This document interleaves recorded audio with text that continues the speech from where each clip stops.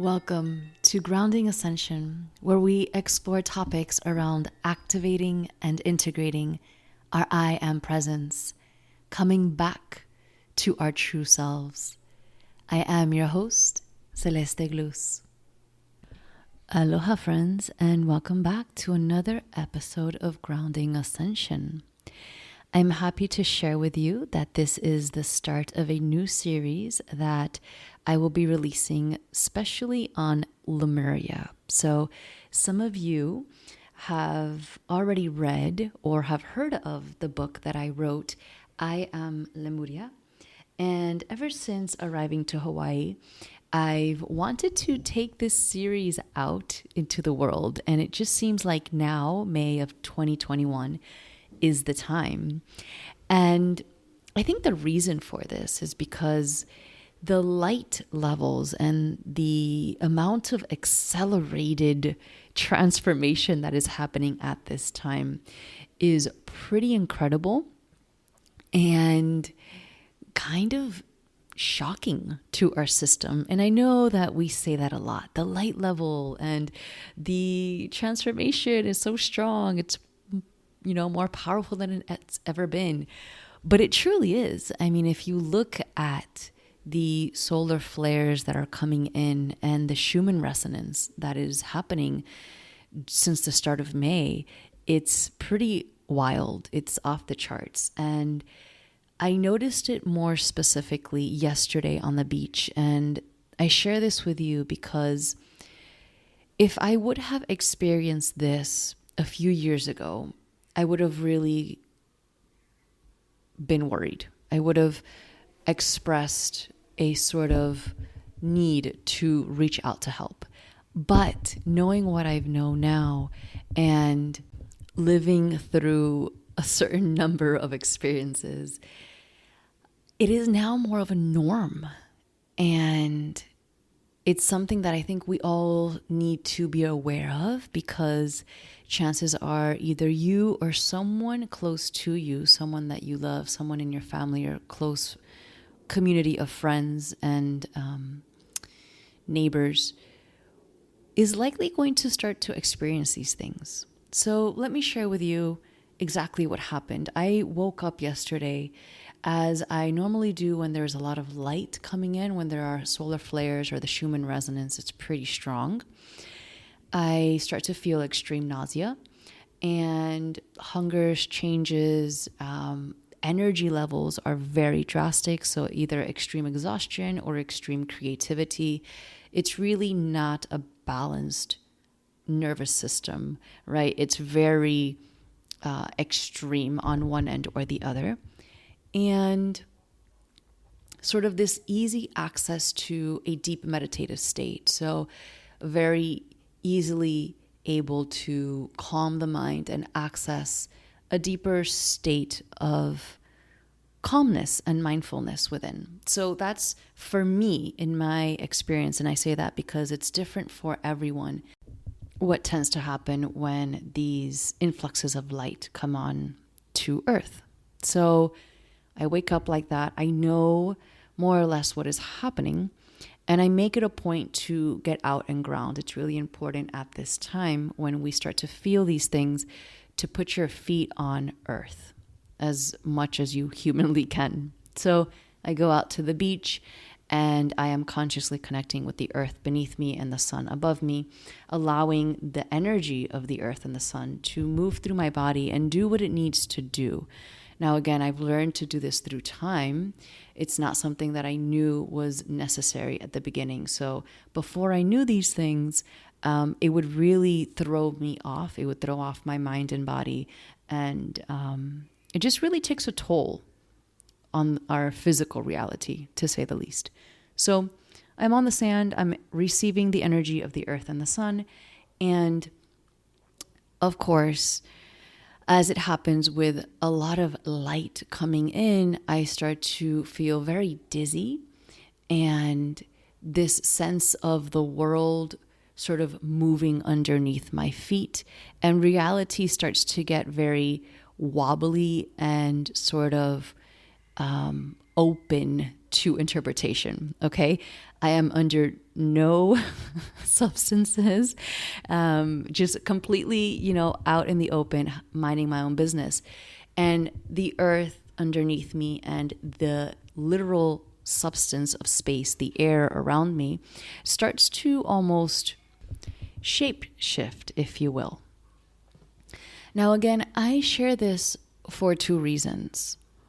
One, so that if you ever start to feel a little destabilized, or if you start to realize like, whoa, I'm looking at a wall, or I'm looking at some kind of physical thing that's in front of me, a chair, a car, right? Like a book, something that is materially, physically in the 3D realm, supposed to be just very stiff, right? Which is most of our reality. And it starts to sort of get wobbly. At first, you start to think it's just your mind.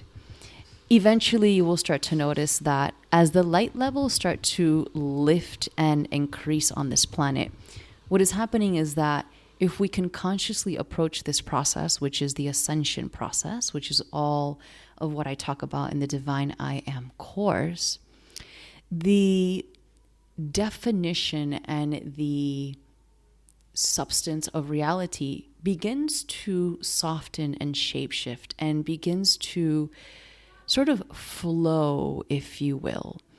Now, I know some of you could have possibly experienced this under substances, but again, I'm saying that this is happening under no substances. This is a completely natural state of mindfulness and being. And it is something that is going to start happening, if not already is happening, to many of us. And I think it's important to share this because as I share my story more, right, in the beginning, it was one of the hardest things for me to even express because, God forbid I share something like this. And as I start to share it with more people, I start to hear how a lot of people are experiencing these things, but they're not allowing themselves to believe it. And this is my main intention behind sharing this. It's not to tell you, what can happen or what you will experience, or it's not to do any of that. It's mainly to normalize what is bound to be experienced by yourself or by some of you, your loved ones or your friends and family. So starting to make this conversation more normal and to understand that it actually has to be experienced, right? And it cannot be labeled as some sort of mental illness or anything like that. It's actually, the more we are able to merge realities, the more we are able to bring in the higher light, because it's the higher light that breaks apart the density of this quote unquote 3D reality. So again, at some point, we will all have to start to merge the wobbly, flowy states of the higher dimensions into this 3D reality, right? My inability to do that for many years is what caused me to be very out of body, in depression, and not able to fit into society. And sort of that integration of the higher realms into the lower realms and merging the above and the below, the within and without. That process is not an easy process. And you need support in that. We all need support in that. There's a lot that we need to learn, we need to ground, and we need to accept about that process, right? And so, again, my intention with this series about Lemuria is, of course, one, to share the love of Lemuria, but also to share with you not only my experience, but the experience of other people who have access currently and live knowing not only the existence of Lemuria, but these higher states of consciousness that can be grounded into our everyday reality. So if you take nothing else other than the merging of what is happening right now and the responsibility that we have as healers, as conscious beings, as birthers of the new, let this be your reminder that not only is it okay and normal to experience these things, it's actually your responsible destiny to do so. So I hope that this brings up a little bit of a light bulb in your head, in your heart, to experience, to accept, and to be open to some of the things that perhaps your mind or your heart would have told you otherwise are unacceptable or impossible. I'm learning more and more with every day that passes that the more I am open to experiencing magic, the more magic arrives in my life. I also want to share with you one last comment about this process for me. If you have not read my book, I explain a lot about the meditations that I journeyed into in the beginning of this spiritual awakening. And these meditations would take me to what I eventually understood to be Lemuria, an ancient civilization that existed in the beginning of time on Earth. Now, these meditations that I would access, of course, in the beginning, I thought it was all hallucinations and things that I was making up, right? But I would go into these incredibly jaw-dropping, mind-altering, ecstatic places of bliss and joy, and places that, to me, at a soul level, were nourishing. I actually felt nourished by this environment that I would access via meditation. Well, through the years of experiencing this and through really trusting these intuitive hits and having the courage to move through the things that presented myself and my husband through life, life eventually brought us to move to Hawaii. And it's actually in Hawaii that I am now living the reality of those meditations, meaning the places that I used to visit via meditation exist right here in my backyard. Now, I didn't know that while visiting Hawaii, because we visited Hawaii several times before deciding to move here. And during those visits, of course, we experienced and interacted with divinely, incredibly magical places on these islands. But it hasn't become a true reality that my meditations were real until actually trusting my gut to face the fears of making a move here and establishing a life here. And again, I only share that because a lot of times when we access certain visions and meditations or certain experiences, we genuinely believe it is something that we're making up, like I did for many, many years. And it's only through following it through and trusting our intuition and trusting that something so out of our perceived reality can be real and following through with our intuitive gut, even though we may think it's completely crazy and completely just makes no sense. It's only through living those experiences out that we can start to bridge the worlds. We can start to bridge what is in the unseen with the seen. We could start to bridge the higher dimensions into the quote unquote lower dimensional realities. So again, this is bringing light to the fact that whatever it is that you're experiencing or what people around you may be experiencing, however far-fetched that reality or experience may be, there is a need for you to start believing in it.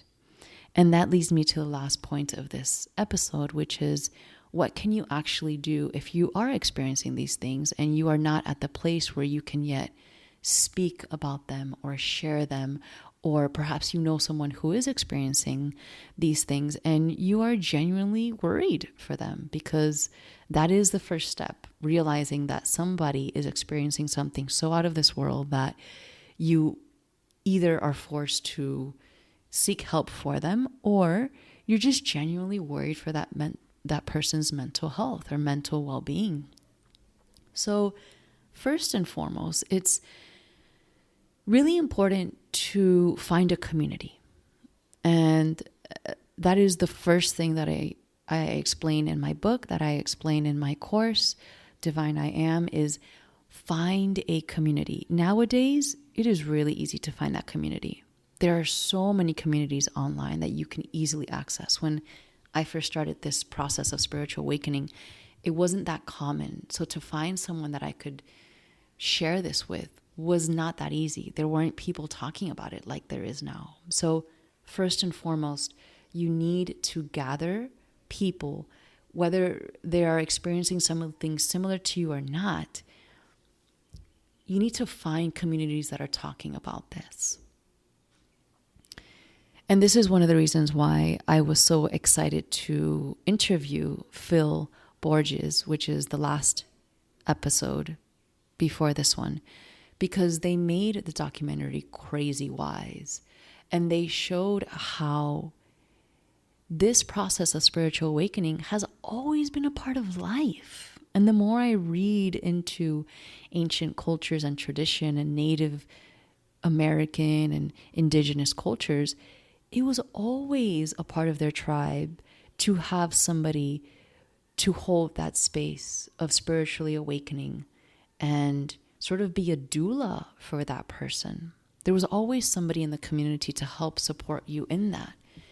And so that's why I say the first thing to do is find people that you can trust and share your experiences with.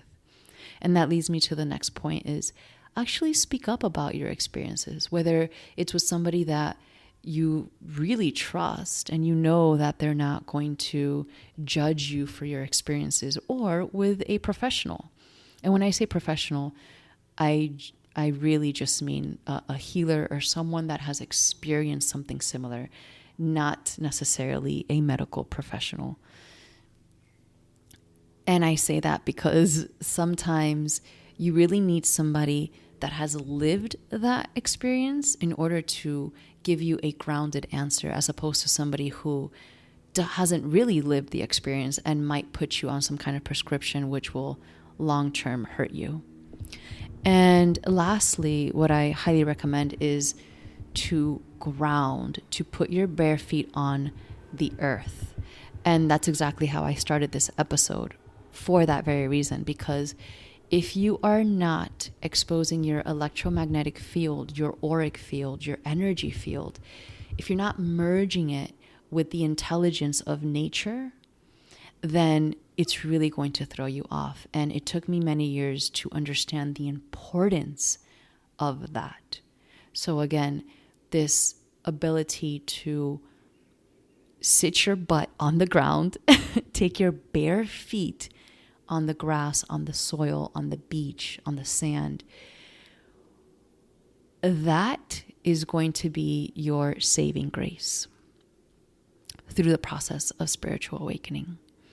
And lastly, for those of you Lemurian souls, I just want to share with you that now more than ever, I feel this energy rising, awakening, and calling so many new souls on this planet. So if you are called to Lemuria and to the ancient civilization that is Mu, keep an eye out for these next few episodes. I'm really excited to be sharing with you these special guests that will be coming on, speaking about their experiences with Lemuria and the Lemurian wisdom. So I hope that this has shed a little light and love on spiritual awakening and Lemuria. And if it calls you, stay tuned for the next few episodes. Until next time, my friends, mwah, sending you much love.